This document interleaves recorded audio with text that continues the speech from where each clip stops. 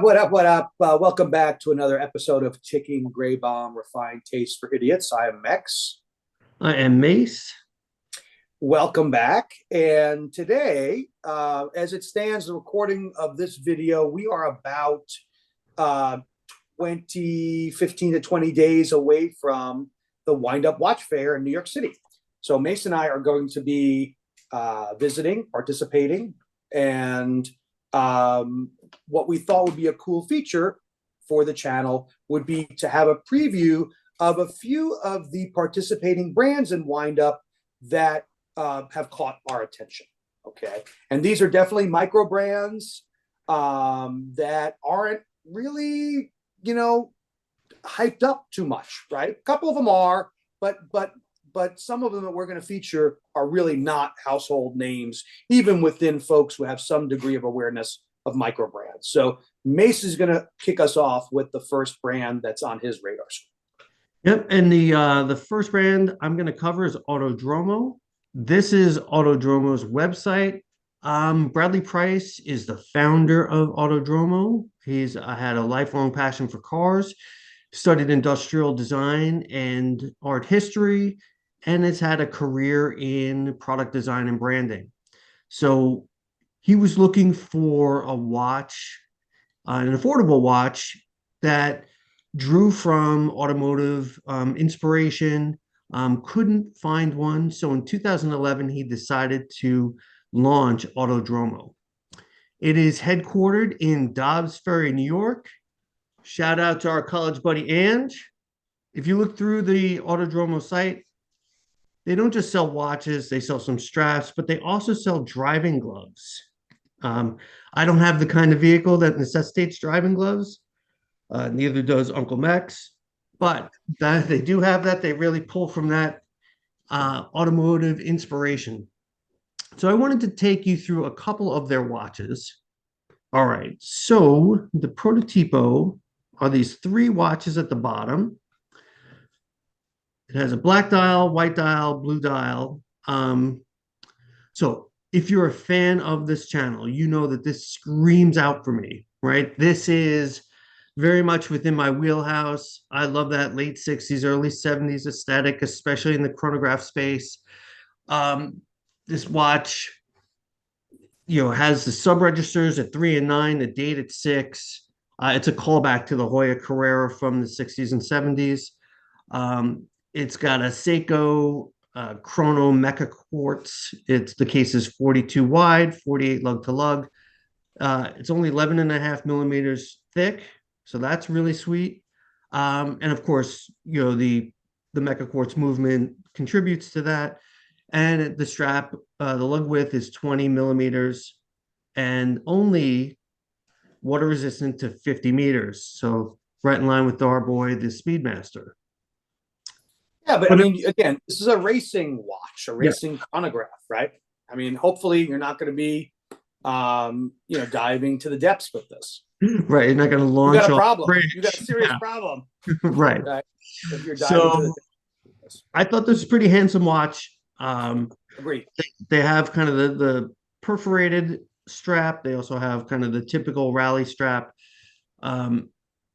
So the second watch from Autodromo I wanted to cover is the Vallelunga. My Italian is not as strong as Uncle Mex's.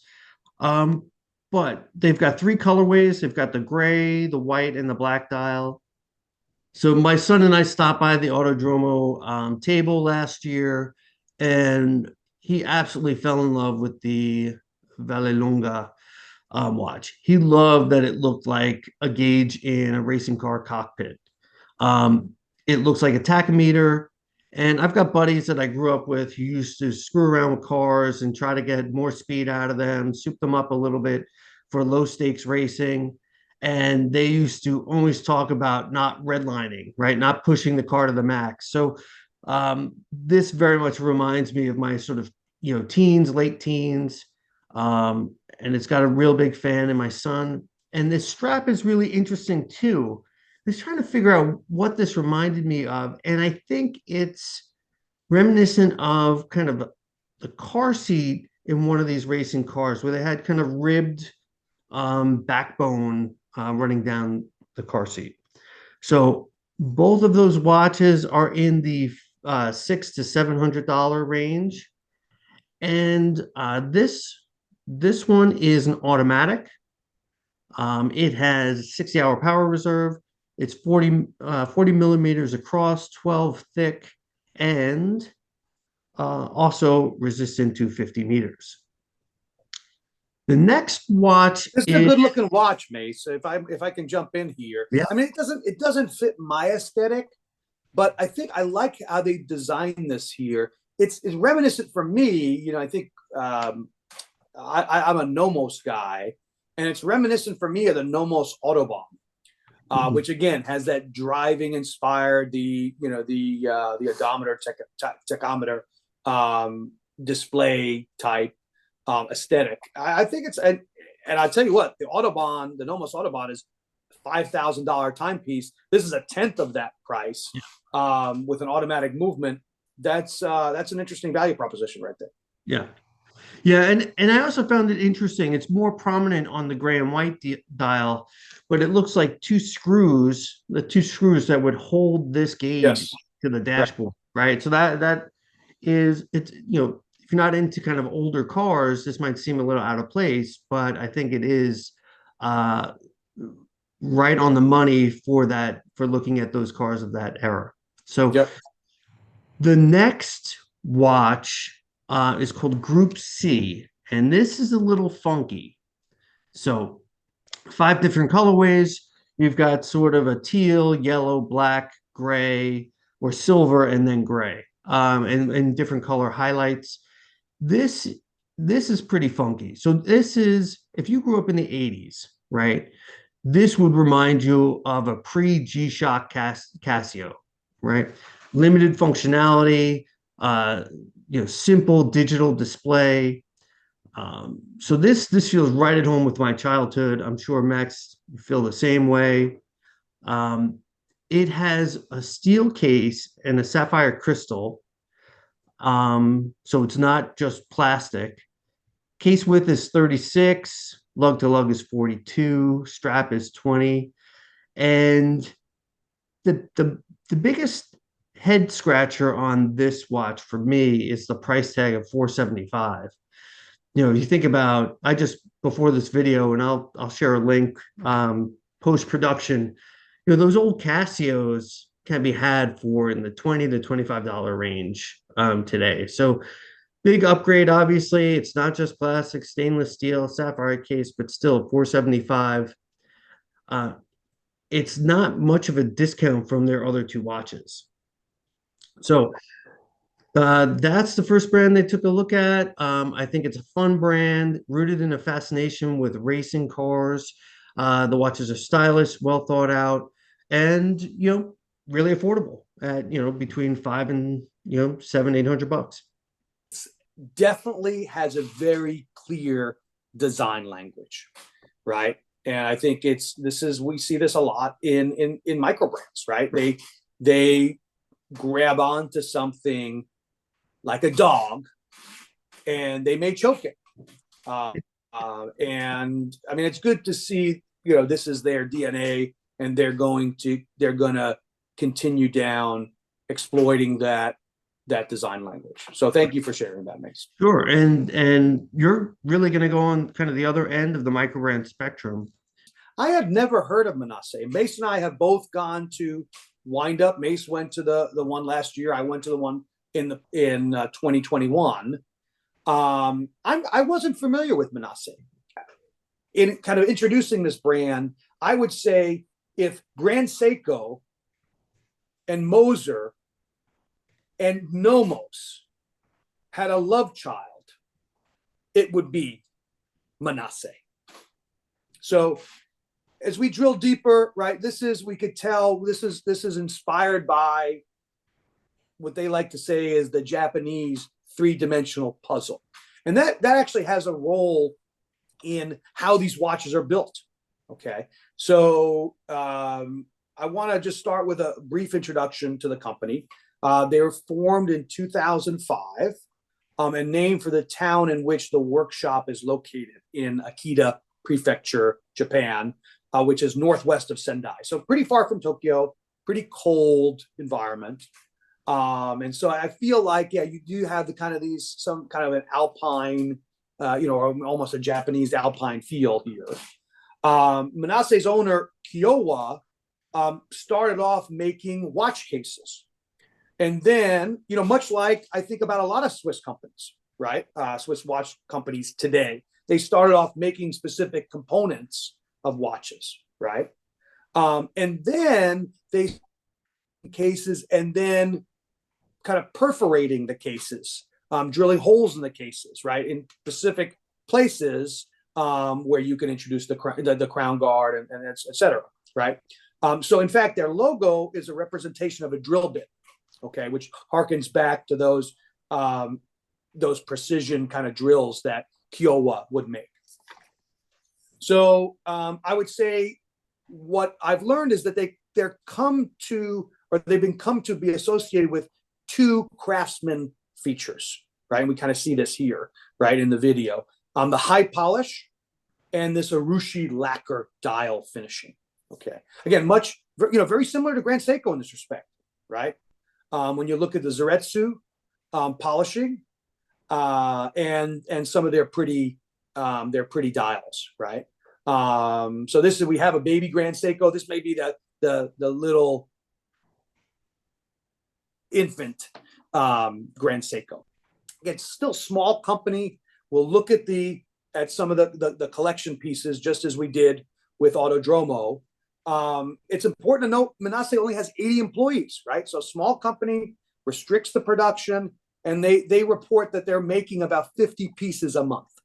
Okay, so really not much more than 500 to 600 pieces a year that they're making, and those in 4 primary collections. You have the entry-level Aruga. Don't really want to focus on this. They have some men's and women's pieces. About $5,000 for the men's piece. I say men's and women's, right? 42 mil in the men's Aruga, 31 mil for a woman's Aruga. Okay. The two pieces in the collection, or the two kind of collections, the two families that I want to highlight, is one, the DeVito,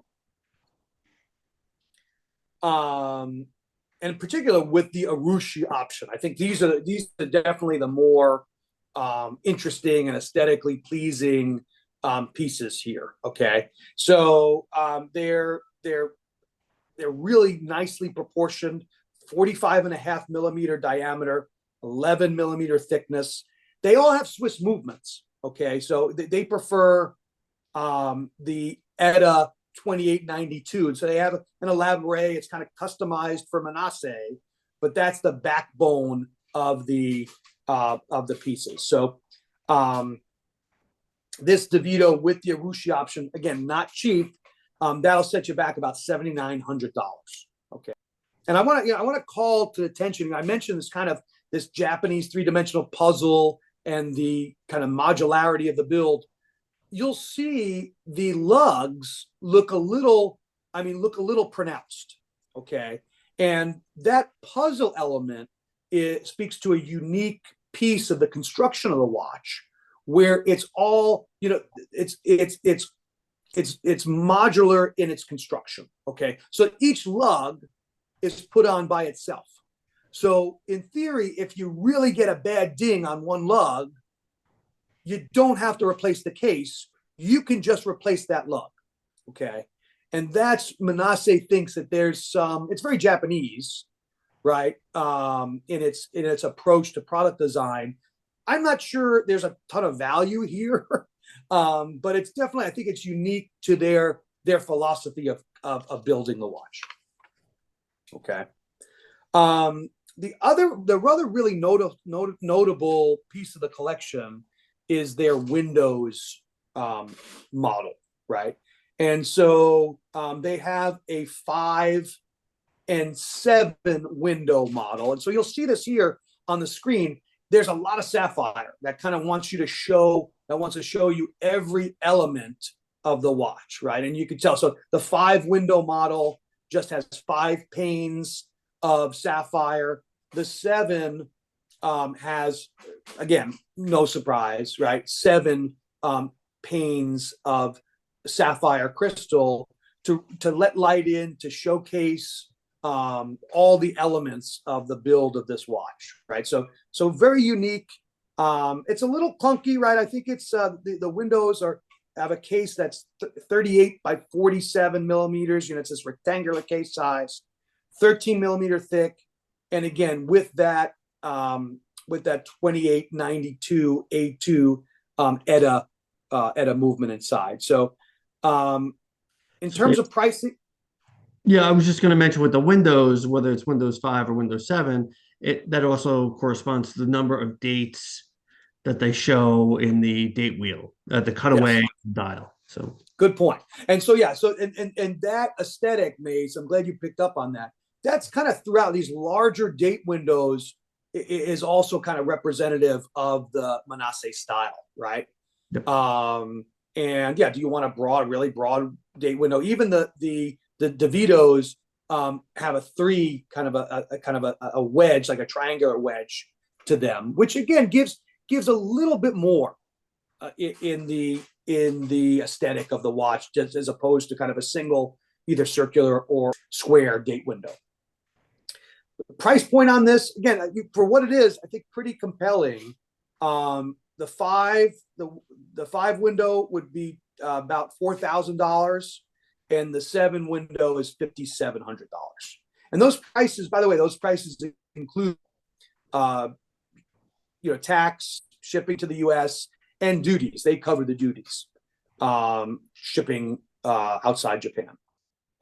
Okay, so Mase, we're not the only ones who have noticed Minase. So Fratello Watches proposed a collaboration with Minase for a limited edition. So I know the last time that Fratello and Minase collaborated on the DeVito, it was very limited. I think it was limited to 1 of 10. I wasn't able to find the number of pieces that were sold. I can confirm that it is sold out. And this has a Sellita SW200 movement and comes at a very reasonable $2,600 price point. But really showcasing what we've highlighted as Minase's strength, which is the polishing, in this case, of their case, and their very pretty dial aesthetic. And the orange on the tip of the second hand, I guess, is a nod to Fratello's Dutch origins. Those are the first 2 brands we're going to be covering on our lead up to WindUp on October 20th, 21st, 22nd, 2023. Yeah, so we're looking forward to looking at these 2 brands, Autodromo and Minase. And we're also going to preview a few more brands for you. If you like this, please subscribe, like the video, and give us your feedback. What, are there brands you want to see that are going to be at WindUp that we should be taking a look at? So with that, I'm going to bid you adieu and see you next time. Bye-bye.